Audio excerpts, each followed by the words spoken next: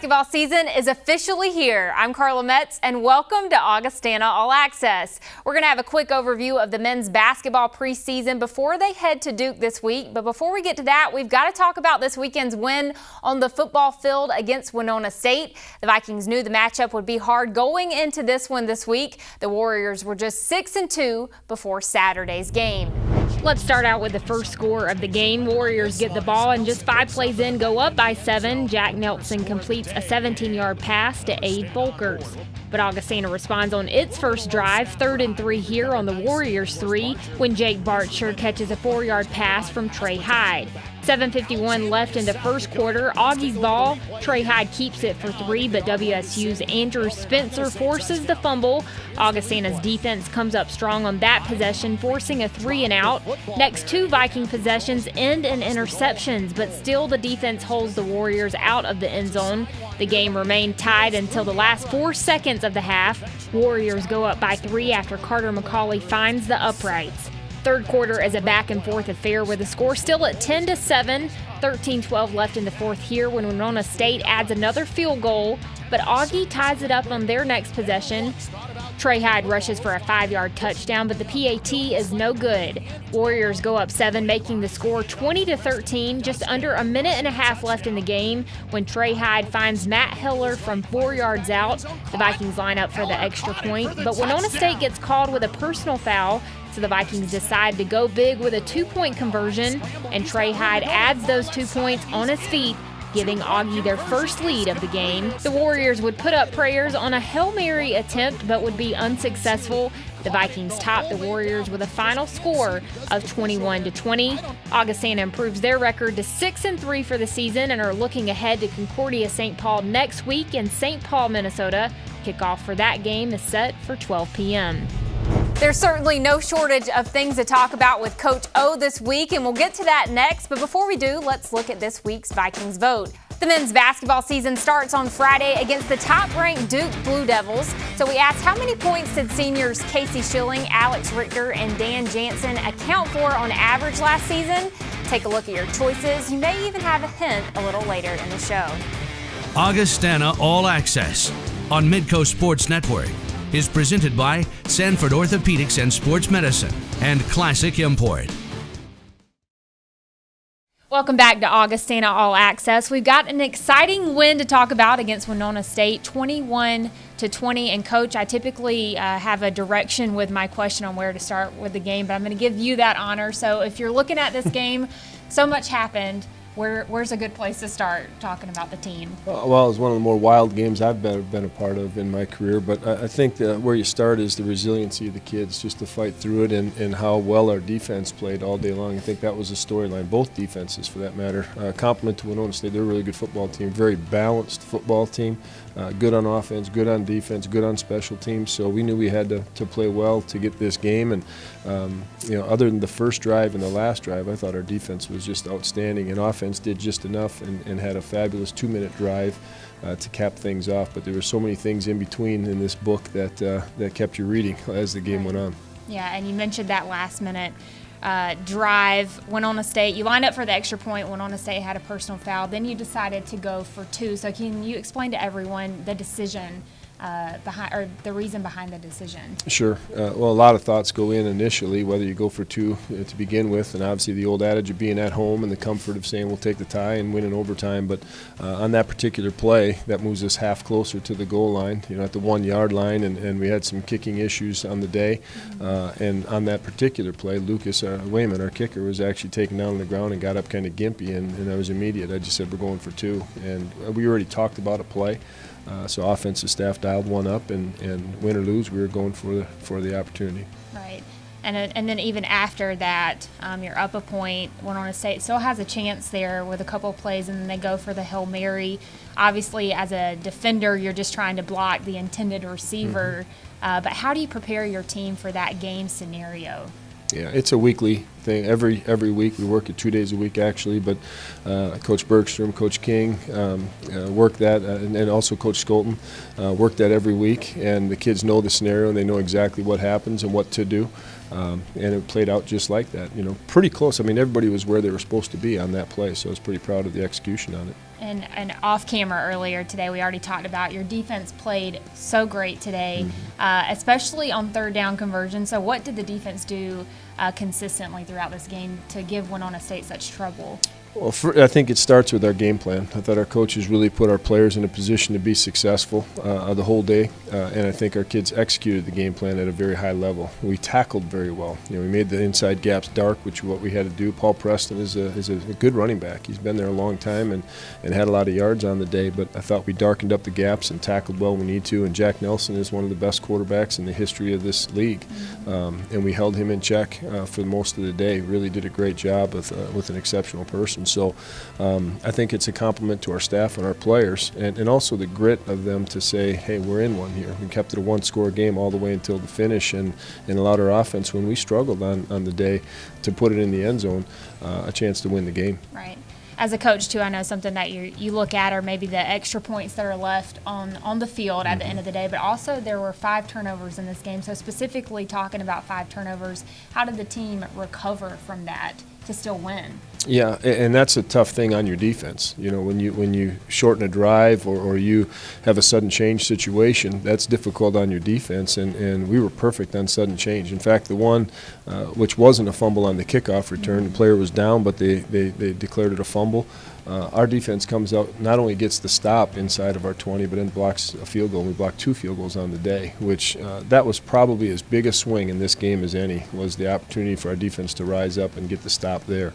That and keeping them, 1 of 9 on third down. But some weird turnovers on the day as well. I mean, a great ball to Trevor DeShepard. He goes up and gets it high. It comes down. A young man undercuts him like he should and lands it and bounces off his chest right into a defender's hands. That's just stuff. Same thing with Matt Heller. Hurdles a guy and gets the ball stripped in midair from him. So, I mean, just some strange happenings in this football game that our kids had to persevere over, and really proud of the fight on in our kids. Right. And then we've already talked about him several times this year, Trey Hyde, now the all-time leader in total offense in the NSIC. Over 12,000 yards. That's really even hard to say. Yeah. And for someone that maybe doesn't know maybe a lot about football, can you just explain that kind of success? 12,000 yards, that's so many. Yeah, when you start thinking about, you're guaranteed 11 games a year. And if you get in postseason play, obviously that helps you. But for us, we haven't had a lot of postseason play in Trey's career. We had 1 playoff game. So 12,000 yards in the amount of games that he's had, 45, and he was out for a couple games in there, is quite astonishing when you start doing the math on that. Playing as a redshirt freshman all the way through his senior year, many of those yards have come and stacked up in the last 2 years especially. But he's a special athlete. He's a special player, and he's really somebody that defensive coordinators have to try to defend, not only the scheme that you're presenting, but him as an athlete. And he's just a great competitor. And I've been blessed by some great players in my career to coach. And he'll go down as one of those ones when I'm an old guy in the rocking chair thinking back of how great Trey Hyde was. And I can't wait to watch him these next 2 weeks and see just how great we're going to be. Yeah, and I'm sure even for him, too, it'll take him several years to kind of understand the success that he's had here with his teammates, too. It really will, because they're living it right now. Those numbers are just doing your job and doing it every day. I think that Trey doesn't understand how exceptional he truly is. And as all of former athletes do, the older you get, the better you get. But Trey is really great, and his teammates made him great as well. And again, I'd say that his competitiveness is unmatched. I mean, he's just such a fiery competitor. That'll be sorely missed, not only in our program, but in this league, because he brings a lot of excitement to football in the NSIC and certainly for the Augustana Vikings. I'm going to miss him greatly, and I want to drip every drop out of this journey that we have the next 2 weeks with him. Right, and like you said, 2 weeks left. Looking ahead to next week, Concordia St. Paul, they're 2-7, so by the numbers, they've kind of struggled this season. But coming off an emotional game, sometimes that makes the next game a little bit challenging. So how do you get your guys refocused this week? Well, a couple ways. We want to be Game 10 Vikings. That's what we talk about. We want to improve every week. We've talked about that since fall camp. I know many times you and I have spoke about that let's be a better version of ourselves every time. Let's change our best, the next time we take the field. And sometimes you take a step back in a various phase here or there. But I'm encouraged mainly by our defense this week. And if we ever put all together, all three phases on the same game, we're a really good football team. But that's the focus for us, is just to focus on us, one game at a time. We know we got 2 left, but we only got 1 Concordia St. Paul. We didn't play well last time we went there, so that's going to be a reminder to those guys too. We did not play well on either side of the ball. And then just saying, what do you want? How do you want to leave this thing? What's your legacy? How do you want to play this week? And what do you want to remember? So that's really the message to the guys, and challenge them. And I know they'll answer the bell. All right, Coach. Well, thanks again for joining us, and we'll see you at least 2 more weeks here Absolutely. On Augustana All Access. Well, up next, we're talking hoops for the first time this season with Coach Billiter. We'll be right back. Welcome back to Augustana All Access. I'm joined by head coach of the men's basketball team, Coach Tom Billiter. And, Coach, we're just going to talk a little bit about preseason basketball. You just had a couple of practices so far this season. How have those gone, just with I think you said 8 practices that you've had so far? Well, to be real honest, it's been a great it's fun to be starting again. It's good to be moving on to the next year. Everybody has, we've had a couple broken bones this year. We've had some sickness, what have you. Not trying to make excuses. Kind of shows you how fortunate we were a year ago. Overall, last year was an incredible year, and we were really lucky, really fortunate. And this year we've already started off with some bad luck. So, it's early, and we're putting some things in. We're playing a lot of young kids.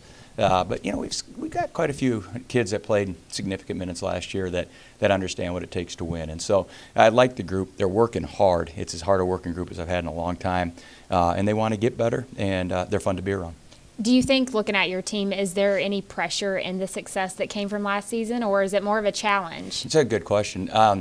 The pressure is self-imposed usually, but this is the strangest year I've ever had where people's expectation levels seem very high, including the league. I was surprised that we were picked second in the conference by the coaches when you lose 5,500 points. I lost 2 All-Americans in the Player of the Elite 8 tournament. I don't know how many people can lose anything like that and expect to come back and be one of the top 2 teams in the league, and I appreciate that, I guess, except for the fact that, I don't feel we're there. Right. I think we're going to get better. Our guys are working hard. We're going to play a lot of new faces, but we still have a long ways to go. Will we get there?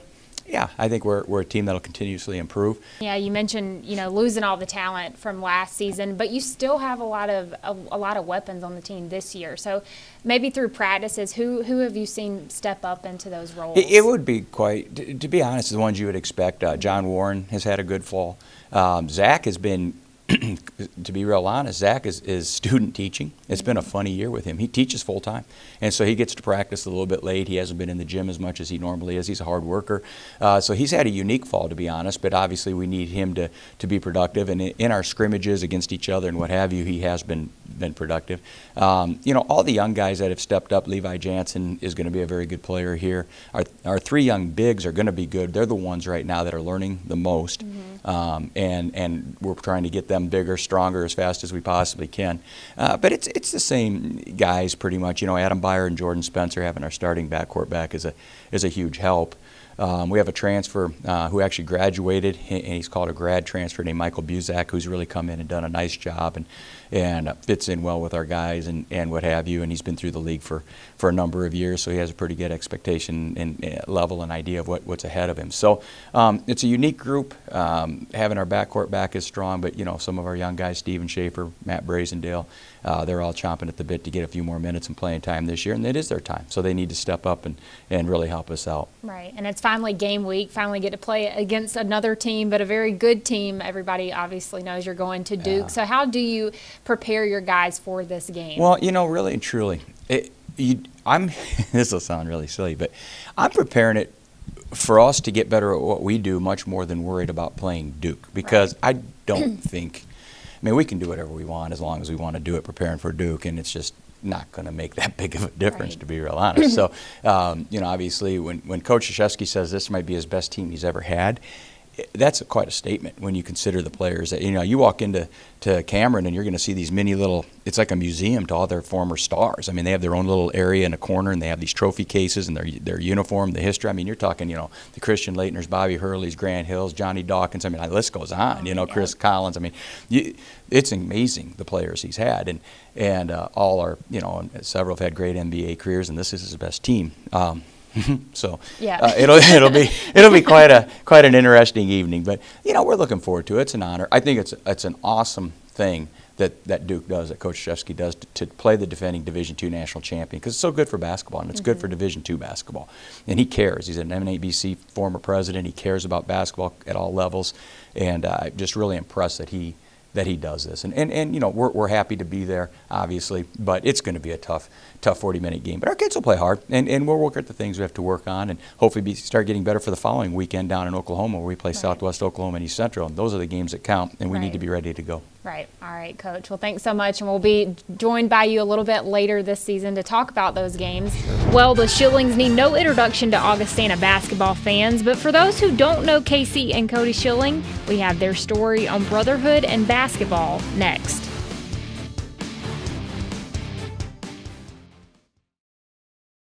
Welcome back. Augustana is known for its close-knit culture, and students and athletes say the reason they love Augie is because it feels like family. However, some players take that phrase and live it out in the literal sense. Casey and Cody Schilling never played together at Augustana, but their love for basketball and their school brings them even closer together as brothers. Fall for the Schilling family marks the beginning of 2 new seasons: harvest and basketball. So I actually got married on July 1st to my wife, Mariah, and I started farming. So I'm managing about 3,500 pigs of my dad's, and then help out my brother with his hogs also. And then I'm just farming a little quarter right outside of Ellsworth. So it's been a good start, and it's one of those you kind of learn really quick. Here we go.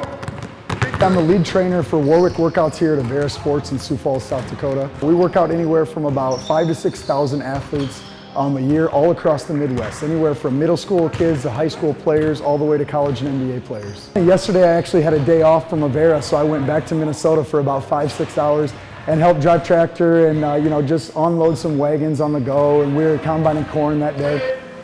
From the hard work of farming in Ellsworth, Minnesota to the hard wood of being an Augustana Viking, the Schilling brothers started competing early. First one to finish their meal. First one, when we were younger, my dad always had a joke, who's gonna go run and get the mail? And we'd always race to the mailbox and back and tackle each other about 10 times on the way out there. I think that really kind of shaped my style, where it was kind of get tough quick. And so I think that's really what made me the player I was at Augie. Yeah, it was always a battle. My brother Kurt played at Northwestern in Orange City, Iowa, and Cody obviously played at Augie, and then I went to Augie. Augustana's only about 50 miles away from our farm in Minnesota. Always grown up around Sioux Falls. We're 45 minutes away, so we went there all the time. Really got comfortable with it when started going to Cody's games when he played from 2008 to 2012. I was about probably halfway through my freshman season, towards the end. He was like, hey, let's go work out. Casey was always kind of the little guy growing up. We played the first game and I beat him like 5-1. And I was like, oh, all right. And then I beat him the second game, beat him the third game, beat him the fourth game. And then I kind of look at him like, hey, you trying anymore, or are you just old and out of shape? And I kind of kept telling people, I said, I think he's going to break all my records. Schilling end to end. He outscored me in college. He ends up winning the national title. I think it was then I was like, yep, you can pass the torch now. Going coast to coast. It took me a good 10-15 seconds to realize, oh man, this is real. We did it. All the hard work. I don't know, a guy came and he put the trophy in front of me, so I grabbed it and I put it over my head, and I was freaking out, and I was pumped. I believe that, a good Christian liberal arts school like that you're gonna have good people around you. When I think about Augustana, I think about number one, Coach Billiter, how lucky I was to play for a guy like that, who was just kind of a father mentor to me for 4 years. Coach B, he's a great man. You think he's a great coach, but he's also a great man. Casey and Cody, both education majors, also found a classroom coach that inspired them. My advisor, Matt Johnson, was probably the best guy out there for me. He was just a down-to-earth guy. Matt was the Augie Doggy back in the day, and so that was really cool. We had a throwback game, and he was actually out there, and he got the old Augie Doggy outfit back out and bringing out all of his tricks from back in the day. It was so awesome to see Mr. Johnson out there with his toilet seat clapper. For these brothers, in both new seasons ahead, that of harvest. I just decided at the end of the day, the tradition that our family has with farming, I wanted to kind of keep that up.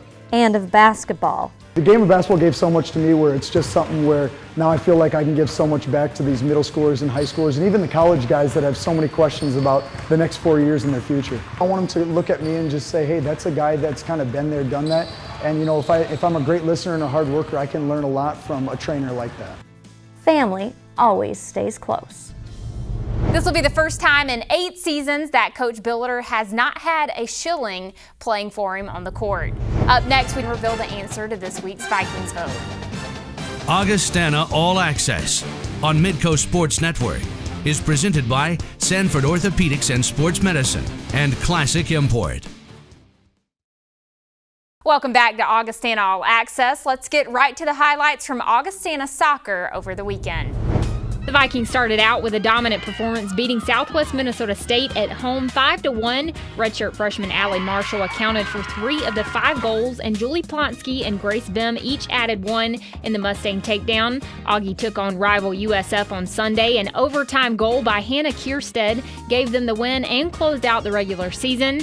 Augustana enters the NSIC Soccer Championship as the number 4 seed. They take on Minnesota Duluth on Wednesday, November 4th. That game is on Morstead Field beginning at 3 p.m. It's time to give the answer to this week's Vikings vote. We asked how many points did seniors Casey Schilling, Alex Richter, and Dan Jansen account for on average last basketball season? Your choices were 39, 40.5, 48.7, or 54.7. The correct answer this week is D, 54.7. And although the seniors will be missed this season, it's onward and upward for the men's basketball team. Again, the Vikings take on Duke this Friday at 7 p.m. You can find the live stats for that game on GoAugie.com. We'll also have the breakdown and reaction from that game next week on Augustana All Access. Thanks for watching.